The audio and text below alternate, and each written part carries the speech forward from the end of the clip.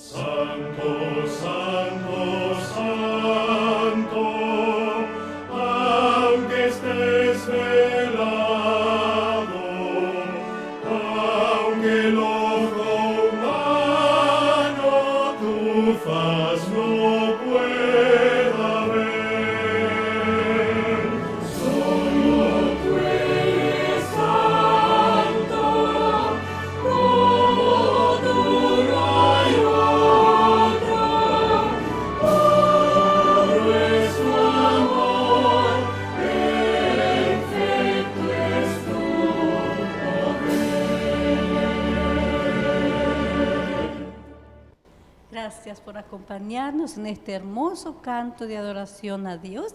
Vamos a escuchar ahora la palabra entonces de nuestro pastor.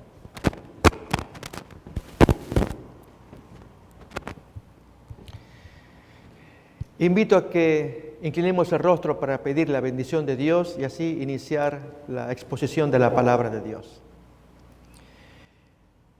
Querido Padre que estás en el cielo, te damos gracias por el día del Señor, hoy sábado. Gracias por permitirnos acercarnos al trono de la gracia mediante tu Espíritu, aunque estemos distantes unos de otros. Y especialmente, gracias por permitirnos abrir la Sagrada Palabra para conocer más tus designios, tus mandatos. Suplicamos la unción del Espíritu Santo a fin de que entendamos mejor tus enseñanzas y las pongamos en práctica. Lo pedimos y agradecemos en el nombre de Jesús. Amén. Amén. Quiero dar una muy cálida bienvenida a todos los hermanos y amigos donde quiera que ellos estén. Creemos que en poco tiempo más terminará la cuarentena y podremos reunirnos en forma normal. Esperamos que así sea. Pero mientras tanto, seguimos estudiando la palabra de Dios, aunque sea de esta manera a distancia. El tema que deseo compartir en estudio de la palabra de Dios lo hemos titulado Guerreros preparándose para el desenlace final. Queremos decir, queridos amigos y hermanos, que en medio de tanta información que ha ocurrido en este último tiempo, quizás como no lo ha habido en años pasados, y tanta información contradictoria de gente, vamos a llamarle del oficialismo, que hablan acerca de lo que ha ocurrido, la pandemia, el virus, la cuarentena, los tratamientos respectivos para abordar el problema, como también información del bando opuesto, vamos a llamarle los independientes o liberales, el nombre que le queramos dar, que opinan de un modo muy distinto. Y los mismos hechos presentados aquí los presentan de un modo opuesto. Y cada cual va informándose para saber qué está pasando, qué ha pasado, qué es lo que tenemos por delante. Y aparentemente las noticias son tan angustiantes que algunos avisoran para un futuro cercano un horizonte negro. Algo que conmoverá al mundo entero. De hecho, nosotros como cristianos ya conocíamos de esto en la profecía de Apocalipsis 13 acerca de la imposición de la marca de la bestia, que será algo obligatorio a nivel mundial y que traerá mucha desolación, pues se habla de castigo con pena de muerte. No obstante, sigue siendo un misterio para algunos el dilucidar en qué consiste la marca de la bestia y especialmente quién la promueve, la bestia o el anticristo. Como esto todavía no está claro para algunos, qué importante sería invertir buen tiempo para investigar la naturaleza del anticristo, quien promoverá su consecuente marca, la marca de la bestia. Hasta que llegue este momento, seguramente vendrán momentos para examinar este asunto. Este servidor también presta mucha atención a la debida preparación del pueblo de Dios. Y es, amigos, que los que estamos de este lado, puertas adentro, vamos a decirlo de una manera, en contraposición de los que están puertas afuera, el enemigo, preparando sus celadas, sus planes, sus emboscadas, y especialmente Satanás, que lidera todo esto para llevar al mundo en una rebelión abierta contra la ley de Dios. En tanto el enemigo haga sus planes, Dios quiere ver a su pueblo preocuparse por los suyos, por los planes de Dios, puertas adentro. Y de esto queremos hablar. Guerreros preparándose para el desenlace final. En primer lugar, queridos hermanos y amigos, sepamos que el conflicto que tenemos por delante, creemos que durará no mucho tiempo, quizás pueda ser en nuestra generación, puede ser que termine la generación de nuestros hijos, no sabemos, no podemos precisar el tiempo, pero creemos que ya estamos bordeando los límites de la eternidad. Y es que el gran conflicto no es contra usted, contra mí, contra carne y sangre. Este es un conflicto de fuerzas espirituales, textos que ya vamos a mirar, que van directamente contra Dios. Por lo tanto, lo que a usted le pase, lo que usted sufra, usted con su familia, con sus hijos, mírenlo desde la perspectiva de un conflicto dirigido contra Dios, no tanto contra usted. Usted puede sufrir, y tiene toda la razón para sentirlo, de una injusticia, de una situación que desborda su expectativa de relativa calma. Un ejemplo, tengo un pariente enfermo, lo quiero llevar al hospital y no puedo porque allí, ¿y cuántos videos que corren? Hijos que piden compasión por el propio padre que tiene que hacerse diálisis o tratamiento en el hospital. O noticias de un niño que fue cremado ignorando a los padres. ¿A dónde hemos llegado? Y entonces uno dice, no puede ser, que me hagan esto, que nos hagan esto. Y es cierto, amigos, están pasando cosas gravísimas. Pero sepamos que frente a todo eso, más que un ataque al hombre, es un ataque contra Dios. Miremos cómo lo va a expresar el texto de Apocalipsis capítulo 17. Les invito pues que vayamos abriendo los versículos que van a ser claves en esta reflexión, guerreros preparándose para el desenlace final. Capítulo 17 de Apocalipsis Desde el versículo 12, 13 y especialmente el 14, vamos a prestarle atención, dice lo siguiente. Los 10 cuernos que has visto son 10 reyes que aún no han recibido reino, pero por una hora recibirán autoridad como reyes juntamente con la bestia. Estos tienen un mismo propósito y entregarán su poder y su autoridad a la bestia. ¿Cuál es el propósito? ¿Qué es lo que se persigue con lo que se llama hoy el nuevo orden mundial? Y todos los poderes que se están uniendo tras un proyecto en el que se pretende que todo esté unificado. Así como la antigua Torre de Babel, hoy también unificado bajo un mismo dinero, una misma ideología política, un mismo gobierno, una misma religión, y que entonces todo esté centralizado y dirigido por alguien, que la Biblia le llamará el anticristo, le llamará la bestia o aún la ramera, pero que para mucha gente no queda claro, aunque se apuestan posibilidades, será este, será el otro y el otro. Lo que importa, amigos, es, en este caso, que hay un propósito detrás de ello. Lo dice el versículo 13, miremos otra vez el 13 y arranquemos con el 14. Estos tienen un mismo propósito, entregarán su poder y su autoridad a la bestia. ¿Y entregarle para qué? Ahora queda claro el propósito, versículo 14. Pelearán contra el Cordero. Esta es la lucha.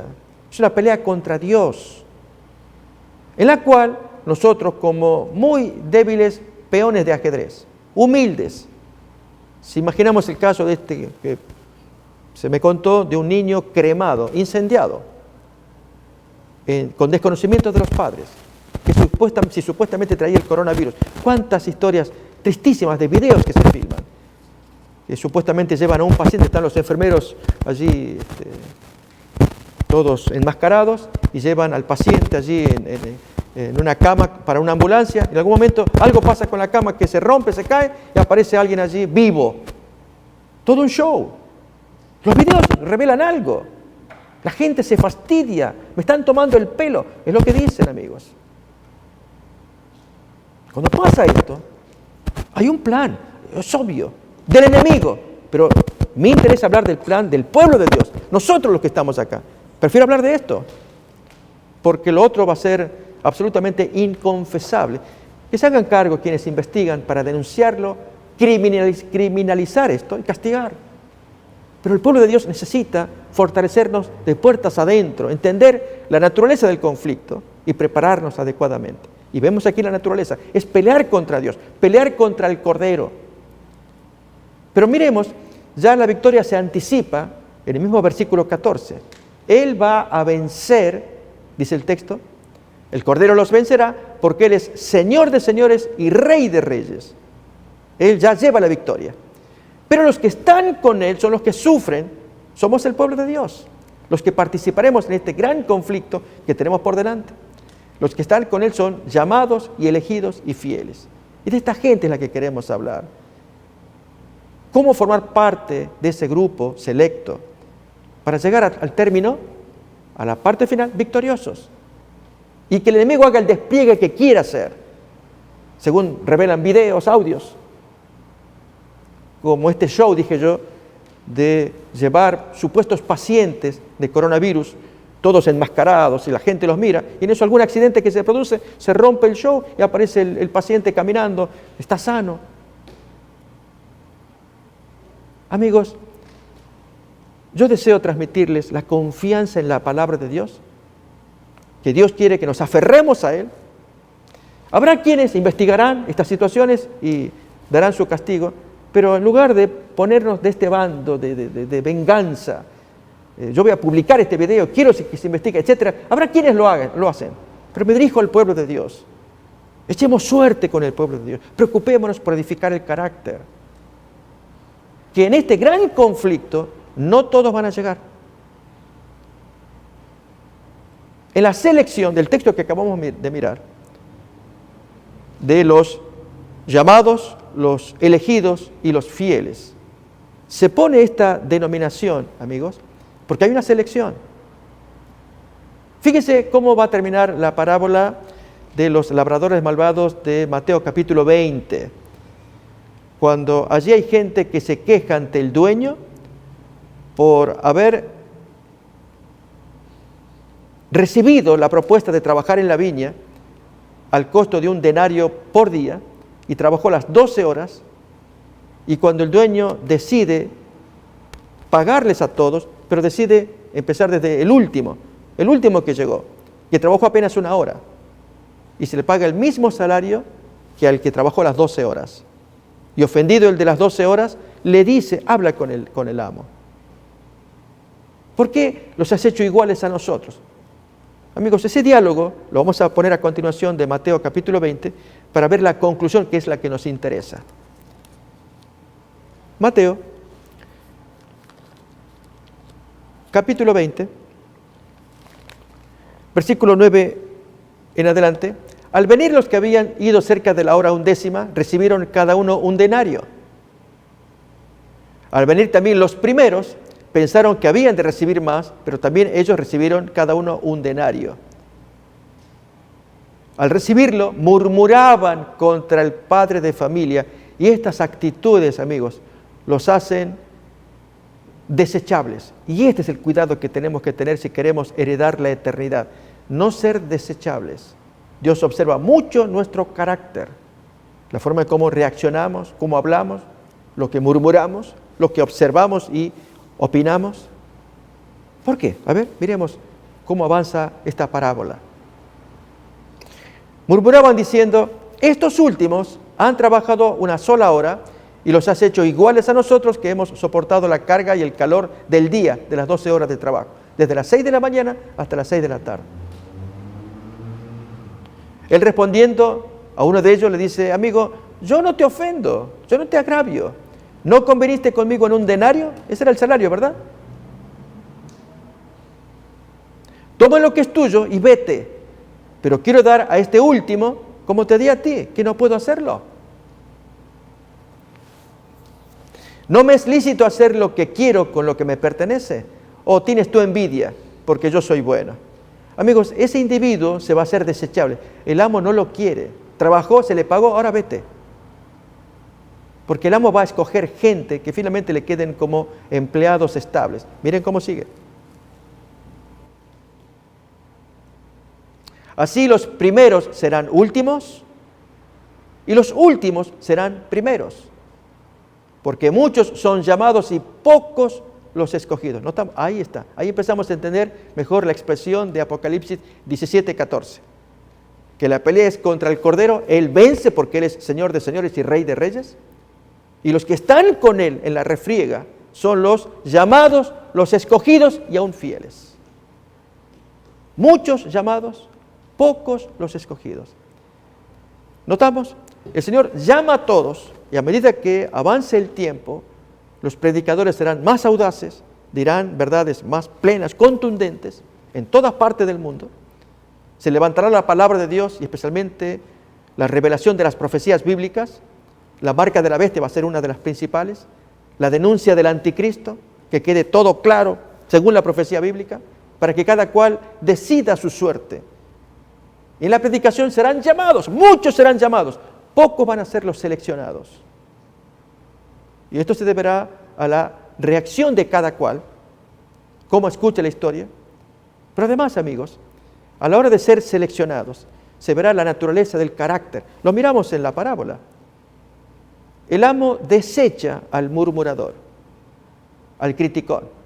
Ese hombre no se goza con el placer que tiene el amo de darle un premio a aquel que, aunque sea a última hora, pero por lo menos pudo tener un salario para llevar un plato de comida a su familia.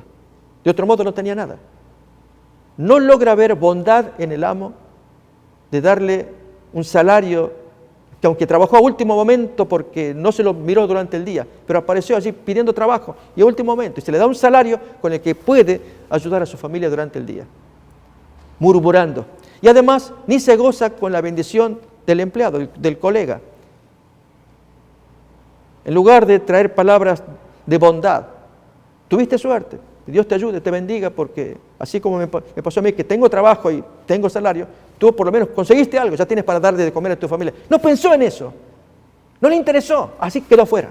Amigos, nuestro carácter será tan importante para decidir nuestro propio futuro. De esto queremos hablar. Para el conflicto final, que se nos adelanta, Dios observa las reacciones de cada cual. Si estos papás, al enterarse que su hijo, que fue al hospital, y algo pasó por lo cual lo mandaron a cremar, que se estaba regado de coronavirus, no sabemos. Y los padres con sorpresa, ¿qué hicieron? La reacción de ellos, de papás, puede ser intempestiva, absolutamente justificada. Pero a la vista de Dios, amigos, Dios nos sigue observando, a todos.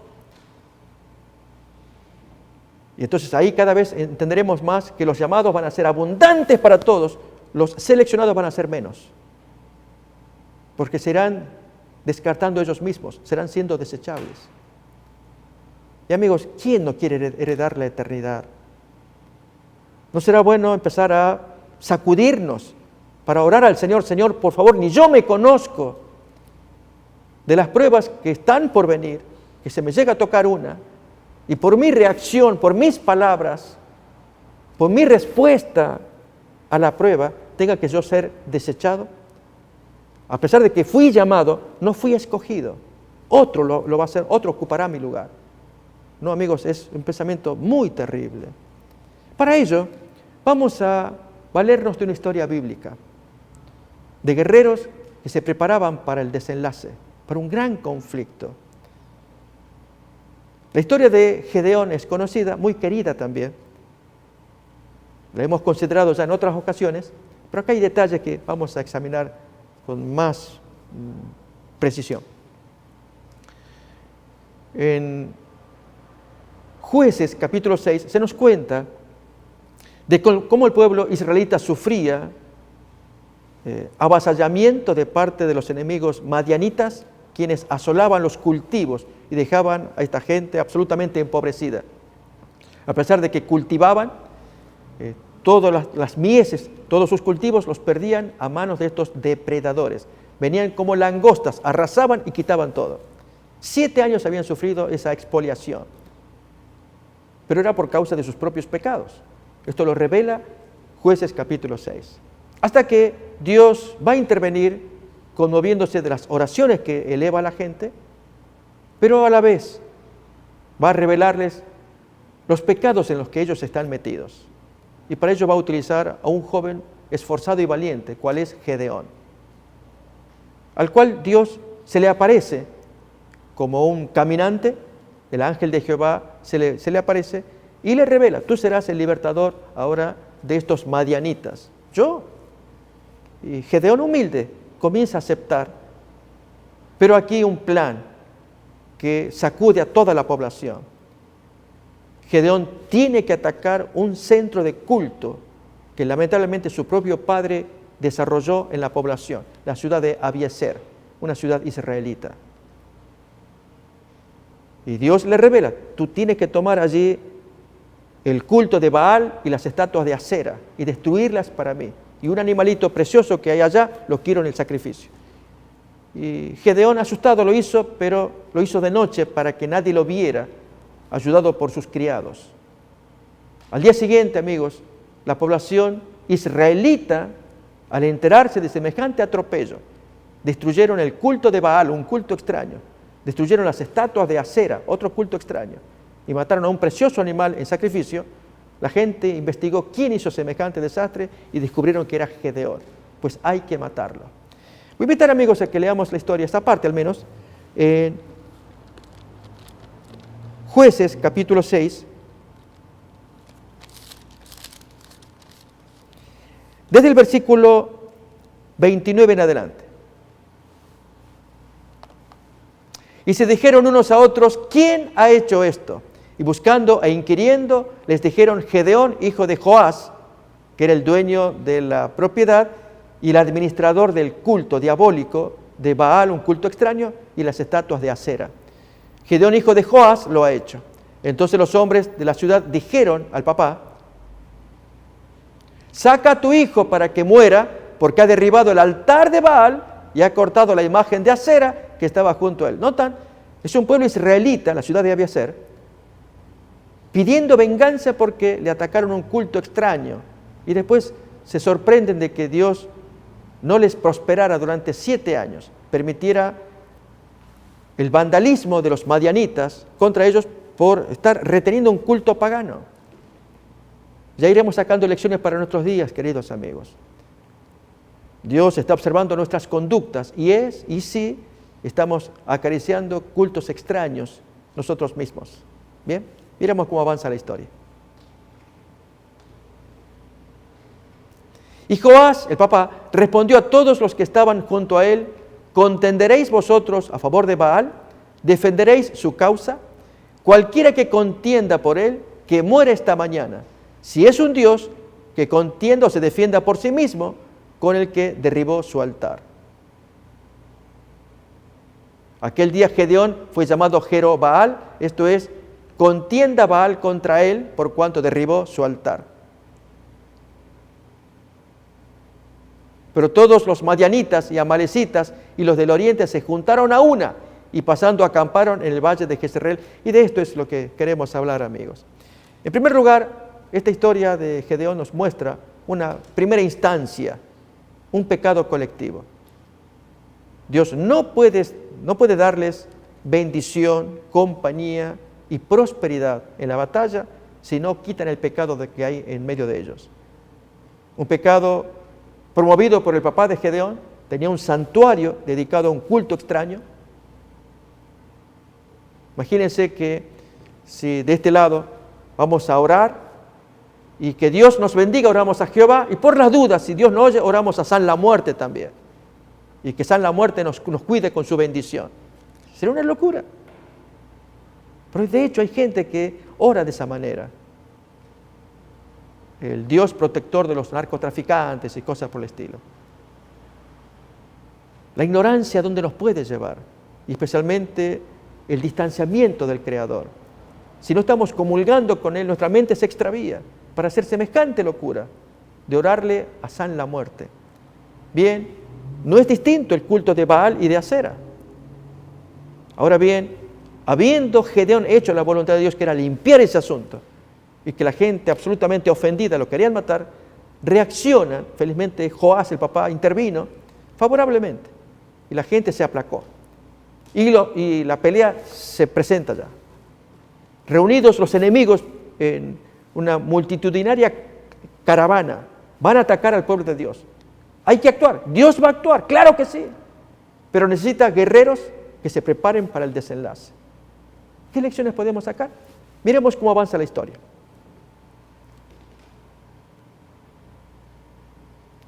Entonces el Espíritu de Jehová vino sobre Gedeón, y cuando éste tocó el cuerno, los abiezeritas se reunieron con él. Notamos, amigos, el Espíritu Santo no puede reunirse si hay pecado. En Abiezer había ese pecado. Hasta tal punto llegó la confusión de que los abiezeritas querían matar a Gedeón por haber destruido el culto de Baal y el de Acera. Pero al haberlo eliminado, ahora el Espíritu Santo actúa y todos se conmueven y se reúnen y van a unirse a pelear contra el enemigo. En nuestros días, amigos, sucede algo similar. Si usted o yo cargamos algún pecado secreto, privado, tenemos que desecharlo, humillarnos delante de Dios. No podemos orar a Dios y esperar bendición, y más que si esta situación cada vez va creciendo. Yo les digo, amigos, me llegan consultas. En algún momento tendré que desarrollar un tema, y quiero adelantarme ahora, sobre lo que está significando el señuelo de la marca de la bestia. No es la marca propiamente de Apocalipsis 13, pero es un señuelo muy parecido. Individuos que ya están preparando o dando sus materiales, sus videos, enseñando ello, y es que tanto el microchip obligatorio como la vacuna mundial obligatoria están formando un señuelo que hace que tanto la gente no creyente, mirando esta amenaza contra la cual se previenen, no van a aceptar de buena gana que se le imponga obligatoriamente algo que sospechan que es peligroso. Un microchip y una vacuna mundial.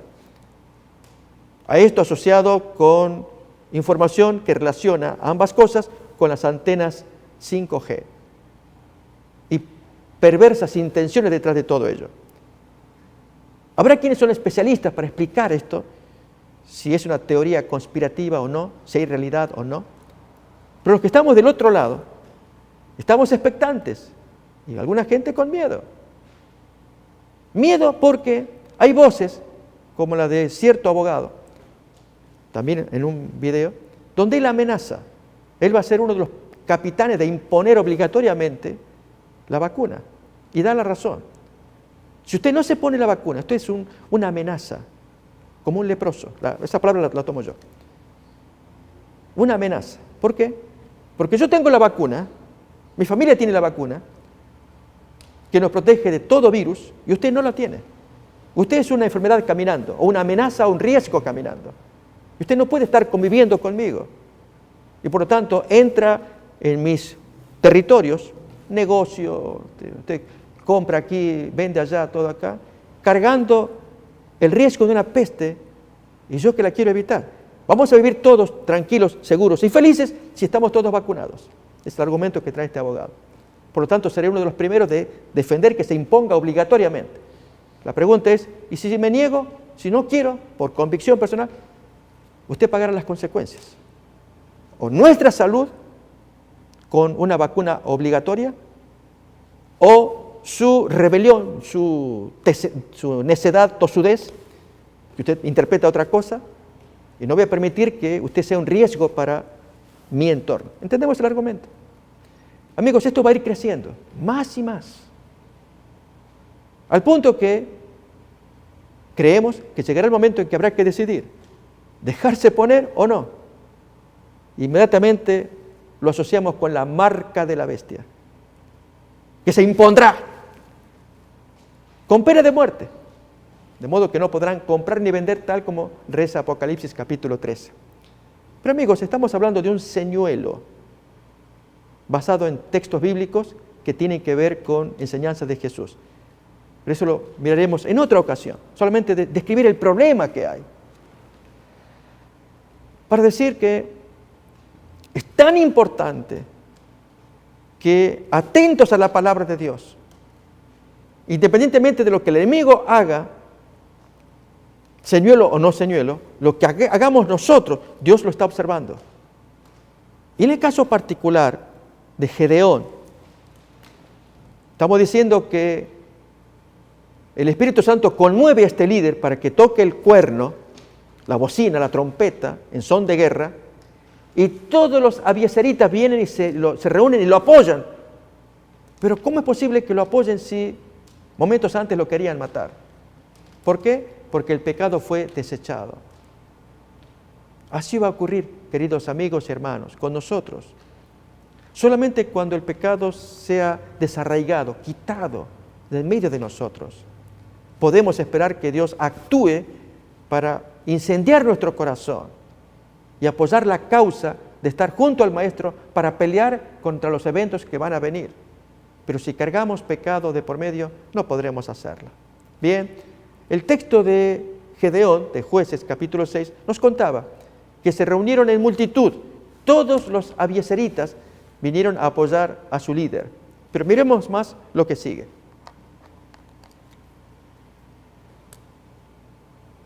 Y envió mensajeros por todo Manasés, y ellos también se juntaron con él. Asimismo envió mensajeros a Aser, a Zabulón, a Neftalí, los cuales salieron a encontrarles.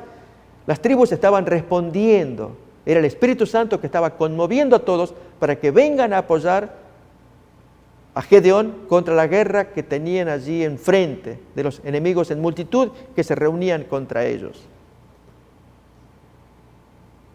Y Gedeón dice a Dios: si has de salvar a Israel por mi mano, como has dicho, he aquí que yo pondré un vellón de lana en la era, y si el rocío estuviera en el vellón solamente, quedando seca toda la otra tierra, entonces entenderé que salvarás a Israel por mi mano, como lo has dicho. Y es lógico esperar de parte de un líder como Gedeón de tener más pruebas. Y va a pedir dos pruebas opuestas una de otra. Si me vas a usar como líder, te pido que me hagas esta situación. Pongo el vellón y cuando venga el rocío, que el vellón está todo mojado y el resto seco. Y Dios se lo concedió. Al día siguiente al revés. Que todo el territorio esté mojado, pero el vellón seco. Y ocurrió también. Dios le permitió. Esperaba que este líder se fortaleciera porque era una batalla muy grande, muy importante. Aún más, el texto nos va a contar que se reunió multitud, ya vamos a ver detalles de la discriminación que se hizo. Al punto que al mismo Gedeón Dios le dice, si tienes miedo, llévate a tu criado Fura, métete allá, tú vas a descubrir algo. Y así lo hizo. Gedeón fue con su criado y se internan en los campos enemigos y oye un diálogo en la noche oscura de los enemigos que cuentan un respectivo sueño. Ya vamos a llegar a esa parte también, amigos, que prueba que Dios está con ese líder. Cumplió su misión de quitar el culto de Baal, el culto de Acera, hizo la voluntad de Dios. Ahora el Espíritu Santo lo va a tomar como un líder máximo en ese momento, para juntar a todos los abiezeritas mezclados. Ahora Dios les perdona.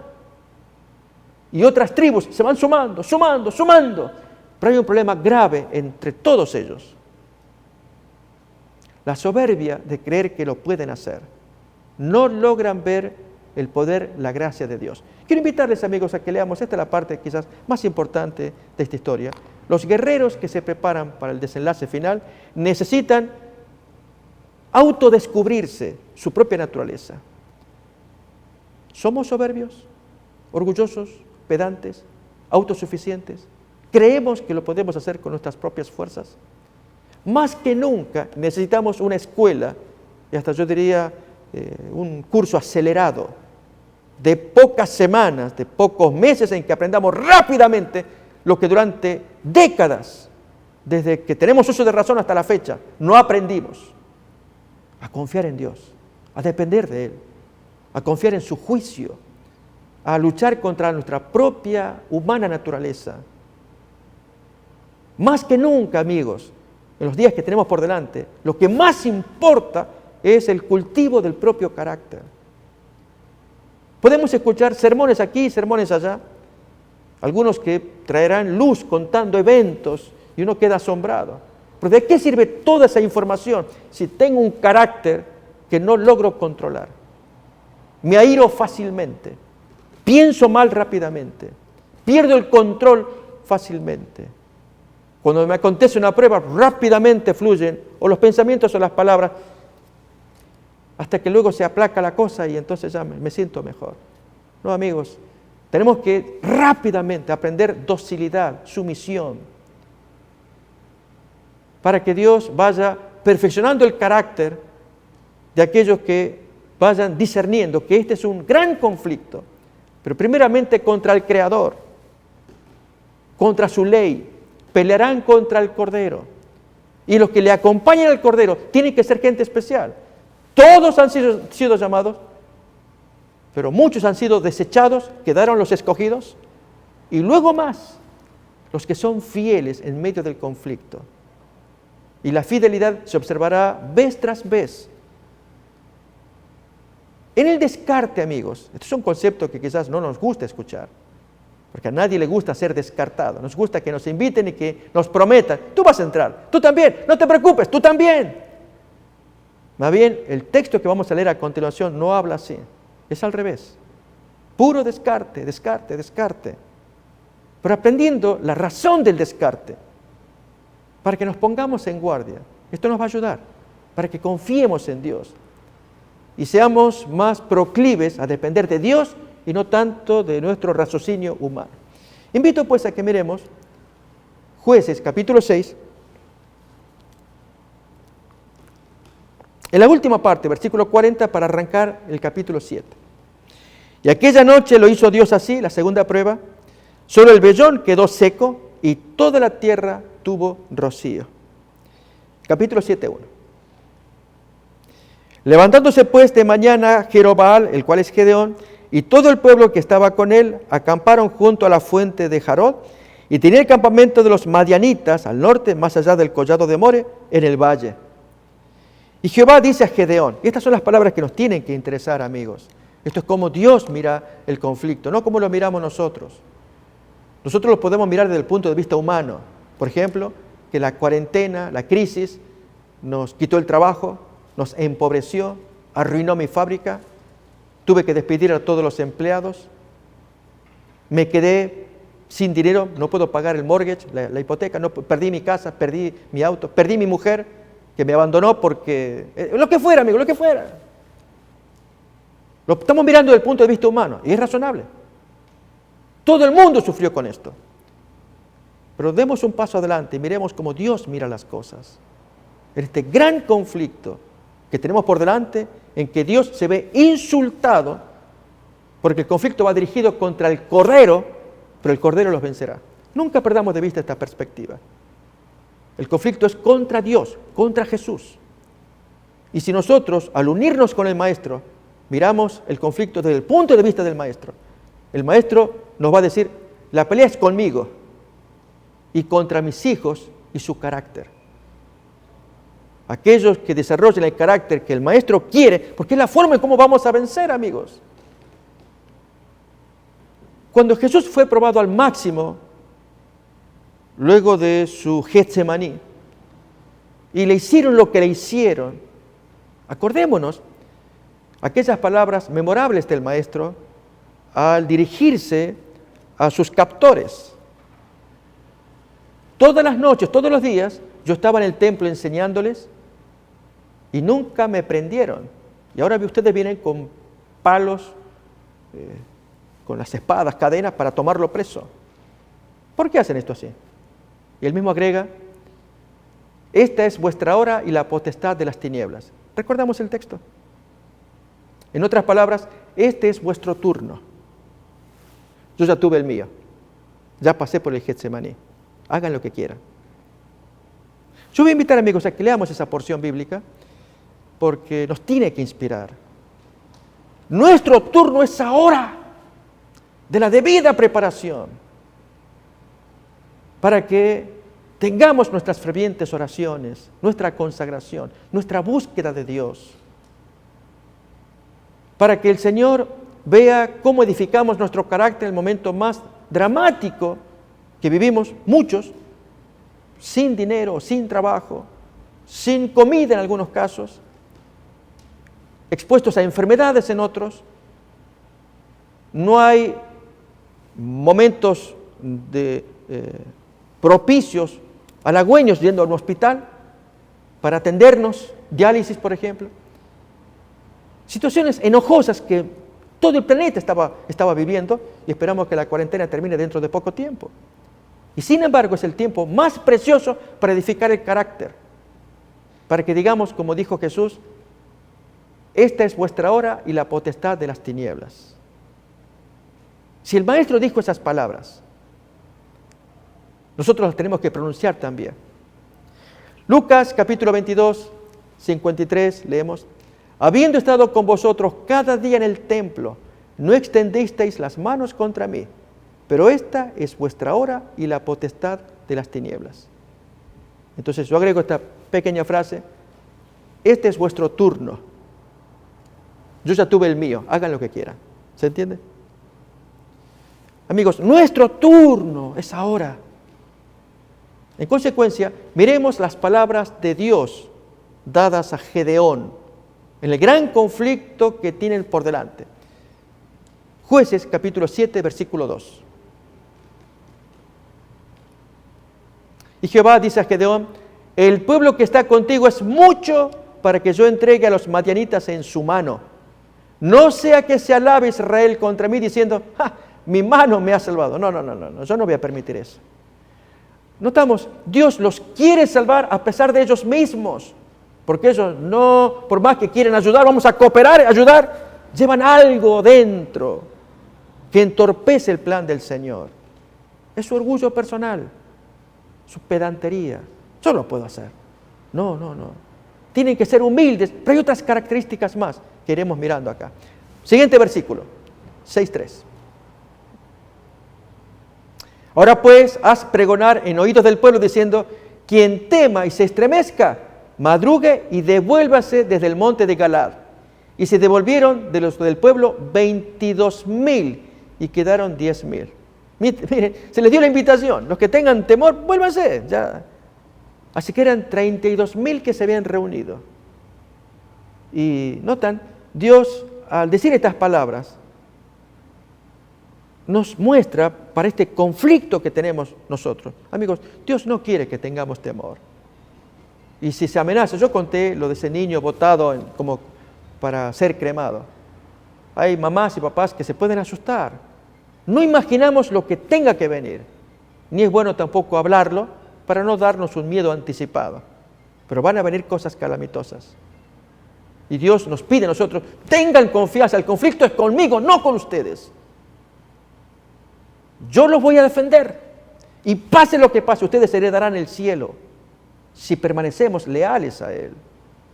Pero aquí mucha gente, 22,000, gran número, movidos por el miedo, por sus idolatrías, habían tomado distancia del Creador. Amigos, es una consecuencia natural. Cuando andamos en pecados, no estamos comulgando con el Señor. Cuando andamos con los ídolos, nos alimentamos, vivimos, acordémonos de los abieseritas. Ellos defendían el culto de Baal y de Asera. Abieser, la ciudad. ¿Cuántas más otras ciudades? Había cundido, avanzado mucho la idolatría popular. Y ahora se les invita a la gente, vuélvanse si quieren. Se vuelven, sí, a su viejo querer, que es la práctica que ellos se traían. No sirven. Amigos, qué lección para nosotros. Cuando Dios, si nos llegara a decir, el que quiera retroceder, vuélvase porque puede hacerlo. No hay manera de retroceder. Estamos yendo ya a la recta final. ¿Cómo sobrevivir ahora en el espíritu para pasar este mundo, lo que venga, que tenga que venir, pero especialmente heredar la eternidad dignamente? Bien, miremos lo que avanza el texto. ¿Qué es lo que nos va a enseñar? Y Jehová dice a Gedeón, aún es mucho el pueblo, llévalos a las aguas y allí te los probaré. Y del que yo te diga, vaya este contigo, irá contigo. Mas de cualquiera que yo te diga, ese no va contigo, ese no irá. Notamos, amigos, aquí el Señor comienza a desechar. Así que no nos extrañemos para que en el tiempo del fin ocurra algo similar. Muchos son los llamados. Pocos se van escogiendo, muchos son desechados. Y de esta gente se esperará que sean fieles. Así dice el texto de Apocalipsis 17:14. Muchos son los llamados, los elegidos, los fieles. ¿Cuál fue la prueba de selección? El texto nos va a revelar algo. Leamos.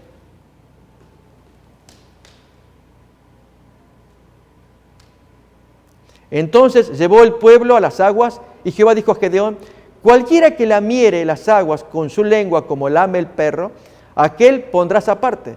Asimismo a cualquiera que se doblare sobre sus rodillas para beber.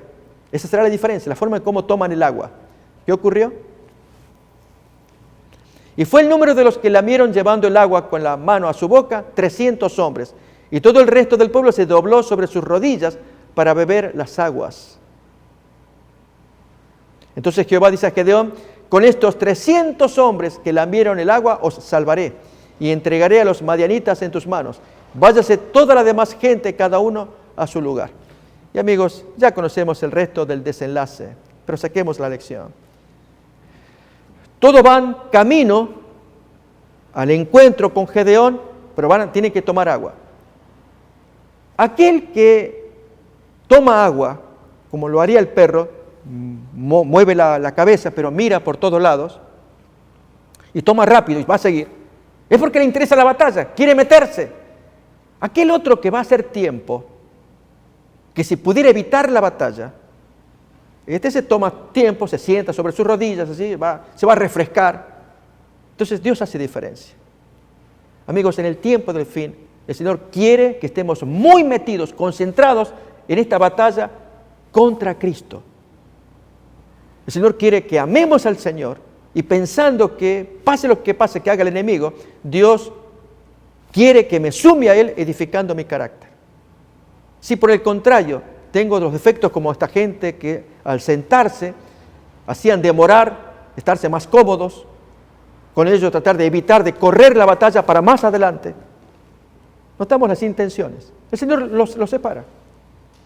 Los 144,000 finales, amigos, van a ser seleccionados. Ojalá entremos todos. Estamos llamados para que seamos todos. Tenemos que estar ahí todos. Pero lamentablemente muchos no estarán. Hoy se nos hace un llamado, amigos, muy grande.